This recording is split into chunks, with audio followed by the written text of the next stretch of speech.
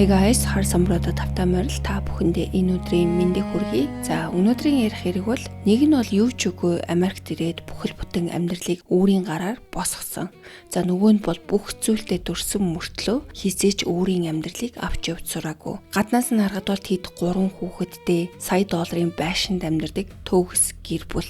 Гэхдээ нэг нь бүхнийг бүтээж байхад нөгөө нь түүний бүтээсэн амьдралаар зүгээр л жаргаж байсан. Харин 2023 оны 11-р сард тэр байшингийн хаалттай хаалганы цаанаас гарч ирсэн үнэн Лос Анжелес хотыг бүхэлд нь цочирдуулсан. Өнөөдөр бид нар тэр гэрт яг юу болсон эдгээр хүмүүс нь хэн байсан талаар ярилцах болно. Ингээд та нар бэлэн бол өнөөдрийнхөө шүлтийг эхлэе.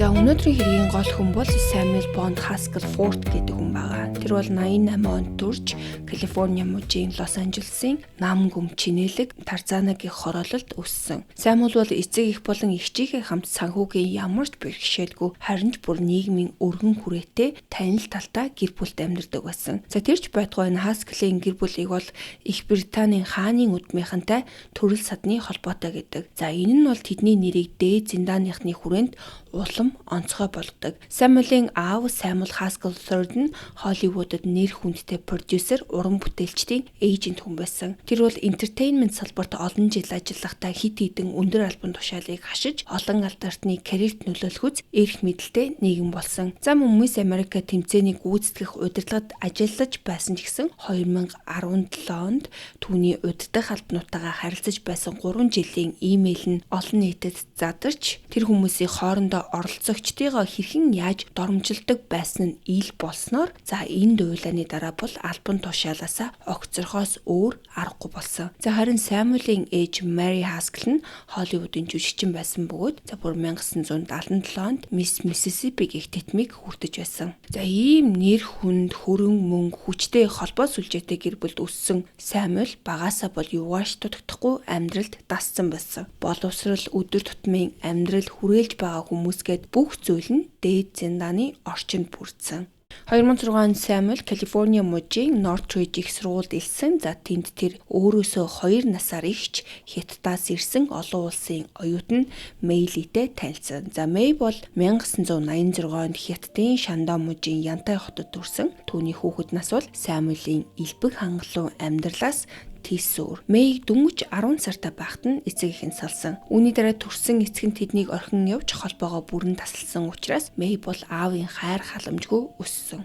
Хэдэн жилийн дараа Мэйгийн ээж Яншан Ванг нь өөрийн хамтран ажиллагч Гау Шинлитэй дотносож гэрэлсэн. Хойд эцэг хүүхдийн харилцаанд асуудал үүсэхүй гэсэн тийм нэг нийтлэл болгоомжтой байдаг ч гэсэн Гау Шин нь бол Мэйд маш сайхан ханддаг байсан. Тэр бол Мэйг яг л өөрийн төрсөн охин шигэ хайрлаж халамжилж ирсэн. 2004 онд ахлах сургуулаа төгснөөсөө хойшоо Мэй гадаадд за ялангуяа Америкт сурах том мөрөөдлийг тээж эхэлсэн. Гэхдээ боломжийн амьдралтай жирийн Хятад гэр бүлийн охинд бол энэ биелүүлэхэд амархан мөрөөдөл байгаагүй.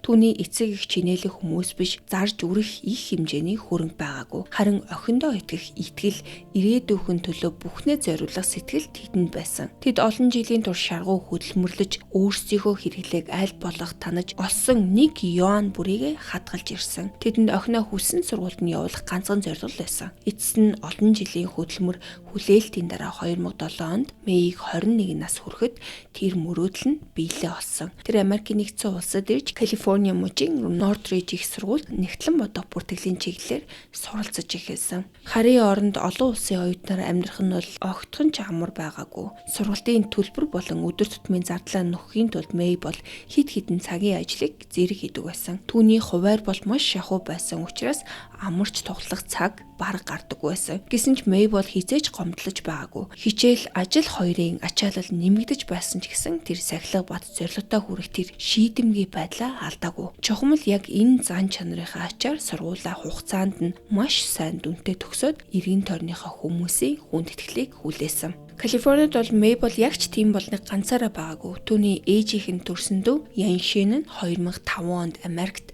цагаажилж ирсэн. За Яншин бол Лос Анжелес хотын Монтерей парк орчимд байрлах нэгэн ресторанд тоогоочоор ажилладаг байсан. Ажил нь хүнд, цалин нь өндөр биш байсан ч тэр бол өөрт байгаа мөнгнөөсөө тодорхой хэсгийг үргэлж хадгалж зээд үгийнхээ сургуулийн төлбөр болон амьдралын зардалд туслахыг хичээдэг байсан. Мэйгийн хувьд бол энэ наг цагийн тусламж зөвхөн санхүүгийн дэмжлэг байгаагүй. Харийн оронд түшиж болох үнэтэй байна гэдэг бол түүнд үнэлж баршгүй сэтгэлийн ном болдог гэсэн. Мэй их сургуульд суралцж байхдаа Самуэль Хаскелтай танилцсан. Тэд оюутан байхдаа нөхөрлөж эхэлсэн бөгөөд 2008 он гэхэд албан ёсоор үерхдэг болсон. Харилцаа нь нэлээд хурдан гүнзгийч удалгүй хоёулаа ирээдүйд гэрлэх талаар нухацтай ярилцах болсон. Гэхдээ ийм чухал шийдвэр гаргахаас өмнө Мэй бол хамгийн их хүндэлдэг наг захтай Самуэлийг танилцуулахыг хүссэн. Тэд гуруулаа хамтдаа энгийн орой хоол идэж уулзсан. Яншины хожим ярьснаар бол тэр Самуэльтай бол нэг их зүйл яриаггүй. Үүнд бол хэлний бэрхшээл их нөлөөлсөн. Яншин бол Америкт хэдэн жил амьдарсан байсан ч гэсэн англиар бол нэг их сайн ярьж чаддаг байсан. За гэсэн ч анхны уулзалтаас л түүнд нэг л эвгүй мэдрэмж төрсөн. Амьдралын олон зуул үдсэн хүний зүүн совингоор тэр Самуэлийг бол маш дуу цөөнтэй, сэтгэл хөдлөлөө бараг илэрхийлдэггүй, дотроо юу бодож байгааг нь таахад бэрх хүн гэж ажигласан байгаа. Самуэлийн энэ байдал бол Яншинтэй нэг тийм таагүй санагдсан. Сэтгэлийнхээ гүнд тэр Самуэлийг Мэйийн насан туршийн хань болгоод тохирох хүн бишээ гэж бодсон. Ах нь бол санаа зовж байгаа зөөдүүдээ зөөлнөөр хийж шийдвэрээ илүү сайн бодож үзхийг зөвлөсөн. Харин тухайн үед бол Мэй үүнийг сонсоод зүгээр инээгээд хошгинсон янзтайгаар өөрөө бол Самуэль шиг дуу цөөнтэй зожигдуу жоохон итгээд төрлийн ирчүүдэд дуртай гэж хариулсан. 2010 онд Самуэль болон Мэй бол албан ёсоор гэр бүл болсон. Тэд сүртэй хурим хийгээгүй хоёулаа гэрлэлтийн бүртгэлийн газарт чимээгүй хүн очиж гэрлэлтээ батлуулсан. За тэр жилдээ бол Мэй анхны хүүгээ төрүүлсэн. Дараагийн хэдэн жилийн хугацаанд тэд дахин 2 хүүтэй болсон. Ингээд ердөө хэдэн жилийн дотор шаргуу хөдөлмөрлөдөг бие даасан олон улсын оюутан байсан Мэй 3 хүүхдийн ээж болсон. Тэр цагаас хойш амьдралынх нь ихэнх хэсэг бол хүүхдүүдээ асарч гэр бүлээ авч явахд зориулагдсан. Америкт тогтвортой амьдрал бий болгохын тулд Мэй бол өөрийн хэрэгцээ, хүсэл сонирхлыг бараг бүхэлд нь хойш тавьж ээж хүний үүрэгт бүхнээ зориулж эхэлсэн.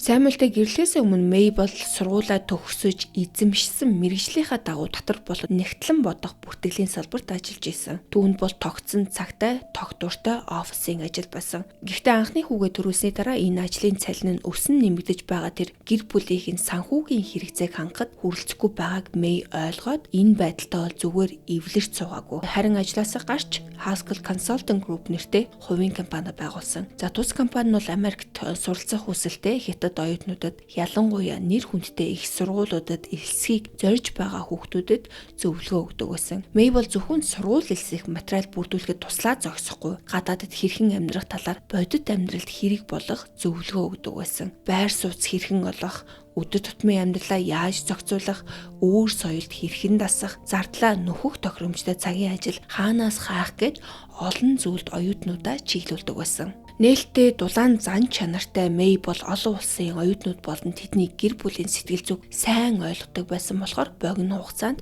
нэр хүндтэй болсон. Тухайн үед Хятадаас Америкт ирж суралцах оюутны тоо эрс нэмэгдэж байсан нь түүний бизнест бол яг тохирсон боломж болж өгсөн. Мэйгийн бизнес тогтвортой хөгжиж зогсохгүй анх төсөөлж байснаас нь ч илүү амжилтанд хүрч гэр бүлийн орлогын гол их үүсвэрүүдийнх нь нэг болсон. Түүний байгуулсан Haskell Consulting Group нь бол Америкт хятад оюутнуудын хүрээнд тодорхой байр суурийг эзэлж эхэлсэн. Санхүүгийн байдал нь мэдэгдхүйд сайжирсны дараа Мэй бол олон жилийн турш тээж ирсэн өөр нэг мөрөөдлөө биелүүлсэн. Тэр ээж болон хойд эцгээ Америкт авчирч өөрийн гэр бүлтэй хамт амьдруулах боломжтой болсон. За энэ нь бол Мэйгийн хувьд зөвхөн тэр нэг эцэг эхээ дэрэгдээ байлгах хүсэл байгаагүй. Гадаадад боловсрал эзэмшиж карьераа эхлүүлэхэд нь бүхнээ зориулсан тэдний тэр чимээгүй золиосыг хариулах арга нь байсан. Тэрээс эхлэн түүний ээж болон хойд эцэг нь Мэй болон Самуэль нарын гэр бүлийн салшгүй хэсэг болсон. Дараагийн 10 гаруй жилийн турш тэд бүх цаг зав хүч хөдөлмөрөө охин хүрхэн хоёртой тусалж 3 ач хүүгээ асрахт нь зориулсан. Мэйг Америкт анх ирсэн үеэс нь эхлэн амьдралыг нь ойроос нь мэддэг байсан. Нах захынх нь ярьснаар бол Самуэлийн энэ гэр бүлийнх нь буюу Хаскелийнхэн бол Мэйг анхны хүүгээ төрүүлэх хүртэл бараг огт гарч ирээгүй. Хүүхэд төрсний дараа л Самуэлийн эцэг их албан ёсоор ирж өөрсдөө танилцуулсан. Тэд мөн Мэй болон түүний эцэг эхийг Texas руу гэр бүлийн амралтанд хамт явахыг уурсан. За энэ аяллаа үеэр Мэй болон түүний гэр бүлийнхэн хүргэнийхээ талын жинхэнэ байр суурийг аажмаар мэдэж эхэлсэн. Аяллаа дараа Хаскеллийн гэр бүл бол нилээд өгөөмөр зан гаргасан, ач нараа асгарт нь туслах асрагчийн зардлыг төлөх саналыг хүртэл тавьсан. Ингэснээрээ Мэй болон түүний гэр бүлийн ачааллыг хөнгөвчлөхийг хүсэж байгаагаа хэлсэн. Гэхдээ Мэйгийн ээж бол энэ саналаас эвтэйхэн татгалзсан. Тэр ач нараа өөрөө бүрэн асарч чадна гэдэгтээ итгэлтэй байсан. 2020 оны 12 дугаар сард Мэй Тарзана хороололд том байшин зээлээр худалдаж авахар шийдсэн. Энэ нь бол 5 унтлагын өрөө, 6 ариун цэврийн өрөөтэй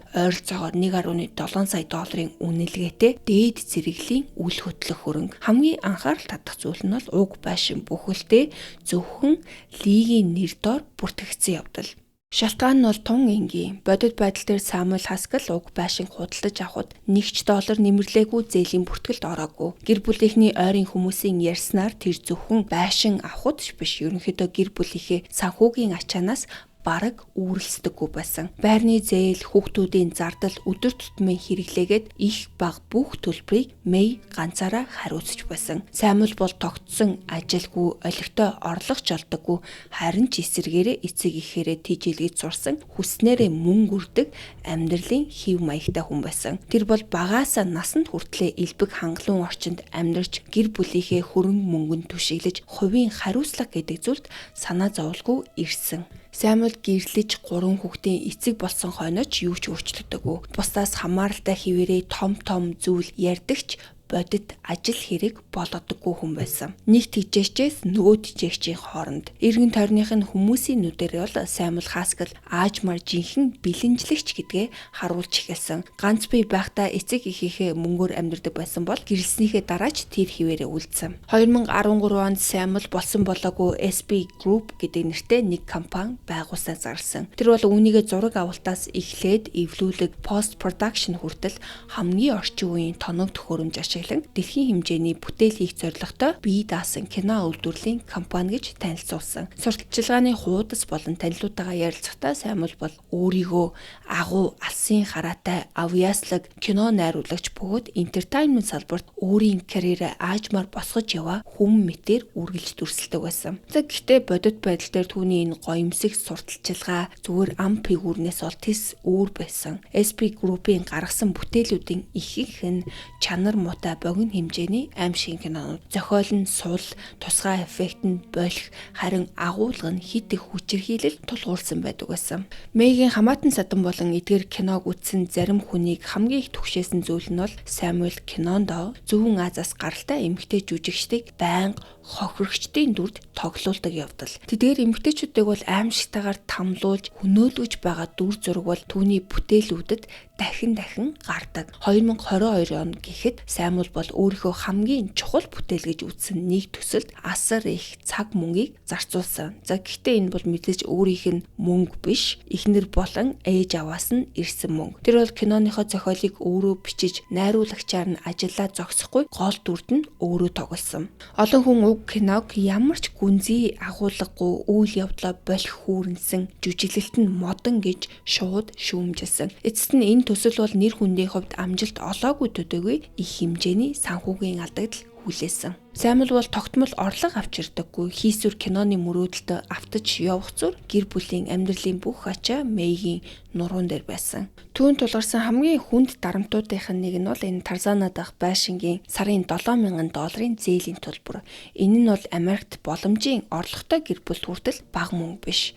Мэй санхүүгийн дарамтанд дахин орж нөхрөөсөө хариуцлага хуваалцахыг өөрөө гуйдаг байсан. Гэсэн ч Самуэль бол түүний хүсэлтийг бүрэн үл тоомсордог. Гэр бүлийнхний Эхнийх нь ярьснаар тэр байрны зээл болон амьдралын зардал зориулж Мэйд бол нэг ширхэг сент ч өгч байгаагүй. 2023 оны 8 сард Мэйгийн ээж болон хойд эцэг хоёр хамаатныхаа нэг залуугийн хоримд оролцохоор Хятад руу явсан. Тэд 2023 оны 11-р сарын ихээр Америкт буцаж ирэхдээ хоёулаа эрүүл саруул сэтгэл санааны хувьд доктортой харагдаж байсан. Ямар нэгэн юр бусын шинж ерөөсөө ажиглагдаагүй. Гэхдээ тэр тайван дүр төрхийн цаана ээж нь бол охиныхоо төлөө чимээгүйхэн санаа зовж явсан. 2023 оны 11 сарын 4-нд ээж нь дүү болох Яншантайгаа хамгийн сүүлд уцаар ярихдаа тэр сэтгэлийн түгшүүрээ бол нууж чадаагүй. Тэр охин Мэгийнхаа төлөө маш их санаа зовж байгаа хэлсэн. Ялангуяа охиных нь ганцаараа үүрч байгаа энэ санхүүгийн ачаа улам хүндэрч байгааг ярьсан байна. Мэй ажиллаж 3 хүүхдээ өсгөхийн зэрэгцээ гэр бүлийн асар их зардлыг ганцаараа төлсөөр туйлдаж байгаа юм шиг харагдаж байна гэж санаа зовсон өнгөөр ярьж. Үүнээс 3 хоногийн дараа буюу 2023 оны 11 сарын 7-нд ах нь нэг л зүйл буруу болсныг мэдэрч эхэлсэн. Тэр эгч рүүгээ залгасан ч хин ч уцаа аваагүй. Илгээс нь зургасууд нь ямар ч хариу ирээгүй. За энэ бол хачиргалтай. Мэйгийн ээж Яншин бол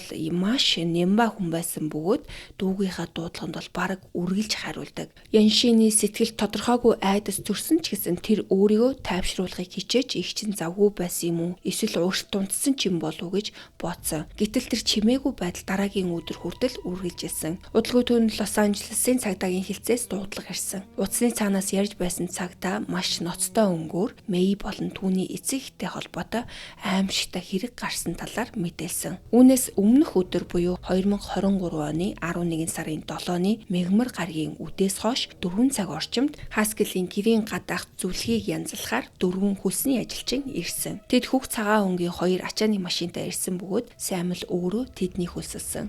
Саймл бол урьдчилан бэлдэж байшингийнхаа урт талын хашаанд тавьсан хідэн том хар хогийн уутыг ачиж зайлуулж өгөхөд нь нийт $500 төлөхөөр тохиролцсон. Тэр ажилчдад уутнуудын дотор гэрийн засвараас үлдсэн барилгын материал байгаа гэж тайлбарсан.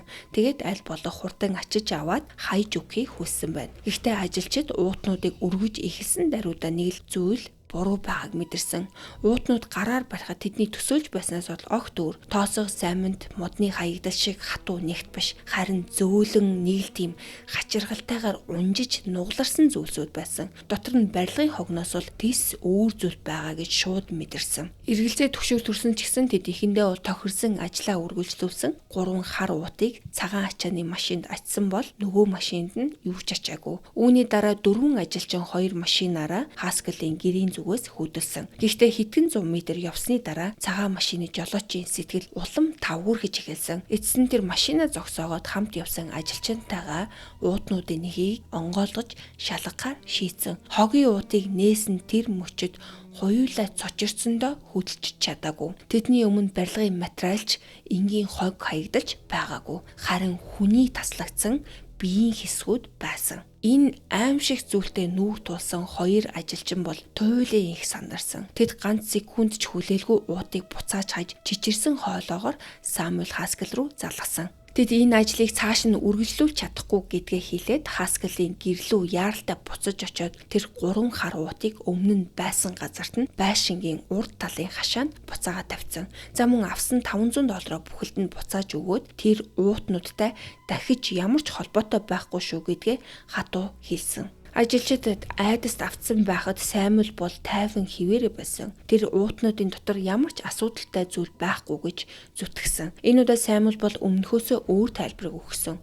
Уутнуудын дотор ашиглахаа болсон зулс сарын баярын чимэглүүд л байгаа гэж хэлсэн. Үдээс хойш ойролцоогоор 4 цаг 17 минутын үед 2 ажилчин Хаскелийн гэрээс айж сандарсан байдалтай гарсныхаа дараа хамгийн ойр байрлах Калифорниагийн хурдны замын эргүүлийн албанд очихоор шийдсэн. Тэд дөнгөж сая харсан аимшиг зүйлээ аль болох хурдан мэдээлхийг хүссэн. Гэхдээ тэд эхний алмаасаа л нэг санаанд оромгүй том асуудлуудтай тулгарсан. Тус газрын хүлээ авах ажилт нь бол Испани хэл огт ойлгодоггүй, харин 2 ажилчин бол англиар ярьж чаддаггүй. Хэлний бэрхшээлээсээ болоод 2 талын харилцаа маш ойлгомжгүй бодлонтой болсон. Ажилчид гарын хөдөлгөөн, нуурны хувирал болон мэддэг цөөн хідэн үгээ ашиглан юу болсныг тайлбарлахыг хийчихсэн. Гэхдээ тэдний оролдлогоос тодорхой үр дүн гараагүй. удаан будилж ярилцсны эцэст ажилчдад ердөө ойролцоох орон нутгийн цагдаагийн хилтэст очиж мэдэгд гэсэн товч зааврыг өгсөн. Тэд зааврын дагуу Лос Анжелес дахь Топанга цагдаагийн хилтэс рүү шууд явсан. Гэхдээ хачирхалтай тэндэж гисэн яг адилхан нөхцөл байдал үүссэн. Хилний бэрхшээл дахин үл үзэгдэх хан болж ийм ноцтой мэдээллийг цагдаад ойлгуулж чадаагүй.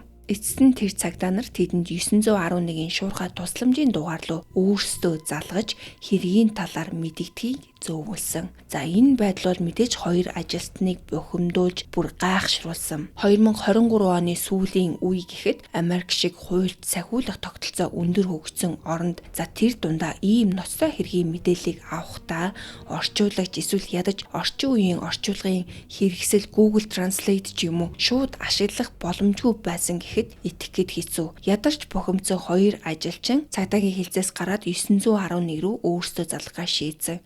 Гэхдээ хилний асуудлаас болоод энэ дуудлагч гэсэн эхэндээ бүтэлтэй болоогүй. Тэдний дуудлагыг хэд хэдэн удаа өөр ажилтан руу шилжүүлэх шаардлагатай болсон. Дуудлага эхлээд Сакраменто дахь Калифорни мужийн автозамын эргүүлийн албаны төвд очиж тэндээсээ Лос Анжелес хотын цагдаагийн төв рүү шилжсэн. Эцэст нь Испани хэлтэй оператортой холбогдсны дараа л хоёр ажилчин харсан зүйлээ бүрэн тайлбарлаж чадсан. Хэлний бэрхшээлээс болоод маш их цаг хүч зарцуулсан ч тэд бууж өгөлгүй Саймон Хаскеллийн зайлуулж өгөхийг хүссэн хар хогийн уудан дотроос хүний биеийн хэсгүүд олсноо нэг бүрчлэн тайлбарлан мэдээлсэн. Тэр өдөр буюу 2023 оны 11 сарын 7-ны орой 5:30 минутын үед Лос Анжелес хотын цагдаагийн газрын хоёр албан хаагч Мэйли болон Саймон Хаскел нарын амьдардаг байшинд шалгалт хийгээр очсон. Гэхдээ ажилчдын ярьсан хар уутнууд байшингийн гадна байха болцсон байсан. Гэр дотор хинч байгаагүй байшин бол бүхэлдээ нам гүм. Цагдаа нарт маш ноцтой зүйл болсон байж магадгүй гэсэн хардлага төрсөн ч тухайн үед бол шууд хангалттай нотлох баримт бичиг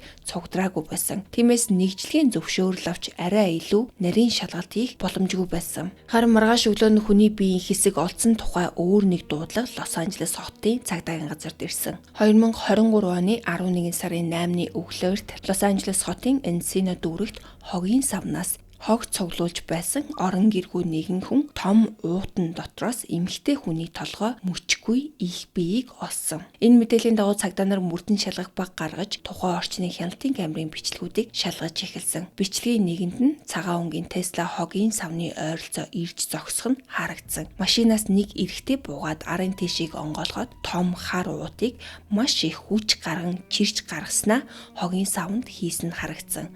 За өөр нэг камерын бичлэгт бол яг тэр эрэгтэй цагаан Tesla-гаас хит хитэн хар уут гаргаж Nissan Armada загварын машин руу шилжүүлж байгааг буулгасан. Үүний дараа тэр Nissan Armada машиныг унаж явж цагаан Tesla-г замын хажууд орхисон. Цагдаа нар Tesla-г шалгахад Мэй Хасклийн нэр дээр бүртгэлтэй болохыг нь тогтоосон. За харин Nissan Armada машин нь Саймолийн түрээс илсэн машин болохыг тогтоосон байна. Түрээсийн машиныг мөрдөхөд хогийн савнаас ойролцоогоор 9 км-ийн зайтай Тарзана хорооллын нэгэн байшинтай холбоотой болох нь тодорхой болсон. За энэ бол Мэй болон Саймон нарын гэр. Хяналтын камерын бичлэг, цагаан өнгийн Tesla болон түрээсийн Nissan Armada-тай холбоотой мэдээллүүд нийлснээр цагдаа нар хогийн савнаас олдсон эмэгтэй биеийн хэсгүүдтэй Саймоныг холбоотой гэж үзэх хангалттай үндэслэлтэй болсон. 2023 оны 11 сарын 8-ны өглөөний 8:40 минутанд цагдаа нар Мэй болон Саймон нарын гэрт буцаж очсон. За харин энэ удаа бол тэд нэгжлэгийн зөвшөөрөлтэй байсан. Тэд унтлагын өрөө болон угаалгын өрөөг шалгахад хид хідэн газраас цусны тол болцсон. Байшингийн гараж болон арын хашаанаас цус болсон даавуу, хувцас, алчуур, гар хөрөө, том цахилгаан хөрөө, цуснд нэвтсэн хавтан олон нэг удаагийн бэлгэнүүд олдсон байна. За мөн ээж болон хойд аавынх нь хэрэгэлдэг таягнууд хүртэл тэнд байсан. Гаражнаас 2023 оны 10 дугаар сарын 6-ны он сартай Home Depot дэлгүүрийн баримт олдсон. За уг баримтанд бол нэг удаагийн бэйли, төмөр тасдагч, өрөм, тоосны маск болон барилгын ажлын хормогч зэрэг зүйл худалдаж авсан байсан. Шүүх шинжилгээгээр байшин дотор их хэмжээний цус байсныг цэвэрлэж арилгахыг оролцсон улмөр илэрсэн. Тэр өдрийн 11:30 үед цагдаа нар Саймоныг түрээсийн Nissan Armada-тайгаа үүдлэнд хийс дүүрэгт байхад нь олж баривчилсан. Баривчлах үед түүний биед эвхэгдэг хутаг байсан. За мөн түрээсийн машинаас 2023 оны 10 сарын 20-ны он сар өдөртөө өөр нэг Home Depot дэлгүүрийн баримт олсон. За харин тэр өдөр бол Панер хавтан сарвчны бүрээс чийг тусгаарлагч хамгаалалтын хувцас болон цахилгаан хүрээний ирнүүдийг худалдаж авсан байж. Машин дотроос цэнэгтэй гар буу 32 ширхэг сум, цус болсон цэргийн загварын хутга, толгойн гэрэл, бууны харааны төхөөрөмж болон 5 паспорт олдсон байна. За паспортын эзэд нь бол Samuel May болон тэдний 3 хүүхэд нь. Дараа нь хийсэн ДНХ-гийн шинжилгээгээр цэргийн загварын хутган дээрх цус 3 хохирогчтой таарсан. Харин гар буун дээрээс илэрсэн цус Мэйли болон түүний хойд эцэг нарын гений мэдээлэлтэй тохирсон. Байшингаас олдсон мачете хутга, ир, цус болсон Панер хавтан болон бусад эд зүйлс дээрх цус ч гэсэн Мэй болон түүний ээж, хойд эцэг нарын ДНХ-тэй таарсан. Хогийн савнаас олдсон эмэгтэйн их биеийг бол төрөл садны ДНХ-ийн шинжилгээгээр Мэйлигийнх болохыг албан ёсоор тогтоосон. Цагдаа прокурорын байгууллага Мэйгийн ээж 64 настай Ян Шэн болон 71 настай хойд эцэг Гаушин нарыг ч гэсэн мөн амиа алдсан гэж үзсэн. Гэхдээ тэдний цогцос болон биеийн хэсгүүд өнөөдрийг хүртэл олдоогүй. 2003 оны 11 сарын 13-нд Самуэлд хүн амны 3 хэрэг болон олон хүний амьд хүрсэн гэх онцгой нөхцөлтэй ял албан ёсоор тулгасан. Самуэль үлдсэн биеийн хэсгүүдийг хаана нууснаа ерөөсөө хэлээгүй. Харин 2024 оны 1-р сард шүүхэд оролцохдоо өөрийгөө буруугүй гэж мэдүүлсэн. Үүнээс хэдэн сарын дараа Мэйлид хийсэн задлан шинжилгээний тайлан нийтэд ил болсон. Олдсон биеийн тасарсан хэсгүүдийн ясны ирмэг юр бусын гүлгэр байсан болохоор хуурц цэртэй цахилгаан хэрэгслэр тасалсан байх магадaltaй гэж шүүх эмнэлгийн судлаач дүгнсэн. Мэйгийн биеэс бол ямар нэгэн мансууруулах бодис илрээгүй. Гэхдээ үл мэддэх бодисоор хордуулсан байх боломжийг бүрэн үгүйсгэж чадаагүй. Зөвхөн их бие олдсон болохоор түүнийг яг хэрхэн амиа алдсныг тодорхойлох боломжгүй. Хуурц эртээ зүйлээр гимтсэн, за эсвэл амьсгалыг нь боогдуулсан байх боломжтой гэж үзсэн. За мөн толгой болон хүзүүг нь амьд байхад нь тасалж эхэлсэн байх магадлалыг бүрэн үгүйсгэж чадаагүй. Мэй болон түүний эцэг эхтэй холбоотой хэрэг олон нийтэд цацагдсны дараа Самуэльтэй ахлах сургуульд хамт сурч байсан гэх хүмүүс Reddit дээр дурсамжаа хуваалцаж эхэлсэн. Тэдний ярьснаар бол Самуэль сургуульд байхдаа бол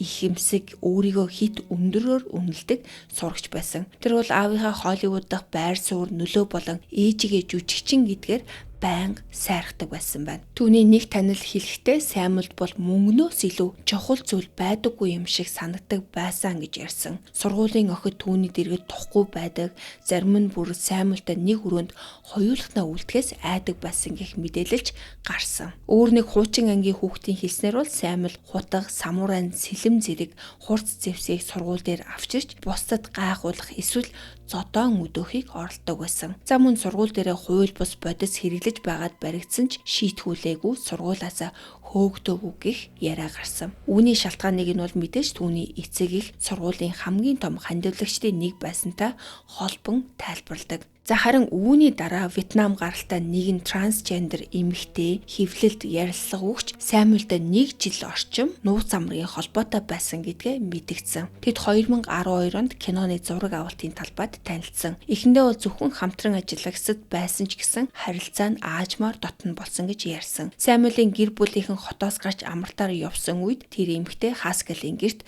хэд хэдэн удаа хонож байснаа ч хэлсэн. Түүний ярьснаар бол Самуэль Зүүн Азиас гаралтай эмэгтэйчүүдэд ялангуяа Япон эмэгтэйчүүдэд хит их татагддаг байсан. Тэд 2013 онд харилцаагаа дуусгасан. Яагаад тэгэхээр Самуэлийн сэтгэл хөдлөл тогтворгүй, заримдаа ямар ч шалтгаангүйгээр огцом уурладаг байдал түүнд айдас төрүүлж эхэлсэн.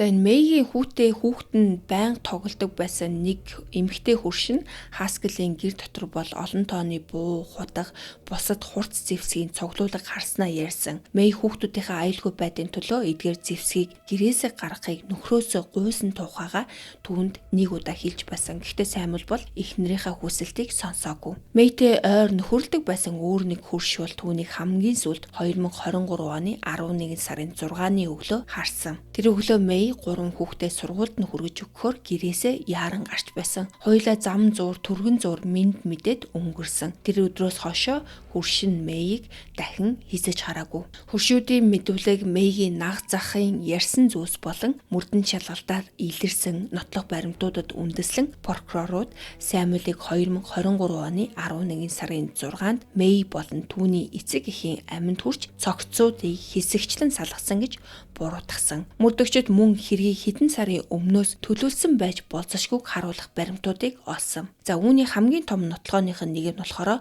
2023 оны 10 сард Home Depot-гоос хийсэн худалдан авалтууд. Хэрэг болохоос 1 сарын өмнө Саймюелийн нэг удаагийн бэйли хамгаалтын хувцас, өрөм, хавтан, чийг тусгаарлагч болон цахилгаан хүрээний ирнүүдийг урьдчилан худалдаж авсан нь баримтаар нотлогдсон. Мөн Саймюель 11 сарын 3-нд Nissan Armada машиныг түрээсэлсэн. Үүнээс гадна тэр 10 дугаар сард 11 сарын 6-наас 18-ны хооронд ашиглахаар Tarzana хороололд Airbnb-г урьдчилан захиасан тогтоогдсон. Хэрэг гарсны дараа Саймюель 3 хүүхдийнхээ хамт тэр байранд хонож байсан байна. Мөрдөн шалгалтын явцад Саймюель мөн 27 настай өөр эмэгтэйтэй нууц харилцаатай байсан нь илэрсэн. Саймюель 2023 оны 10 дугаар сард тэр эмэгтэйд хүүхдүүд нь удахгүй өөрийнх нь эцэг ихтэй амьдрах болно гэж хэлсэн. Зээлийн картны мэдээлэлээс харахад бол Саймюель 2023 оны 10 сарын 21-нд өөртөө Япон руу явах нэг талын онгоцны тасалбарыг авсан. Нислэг нь 11 сарын 28-нд товлогдсон байсан. За харин маргааш нь буюу 10 сарын 22-нд тэр нууц амрагтаа 11 сарын 28-наас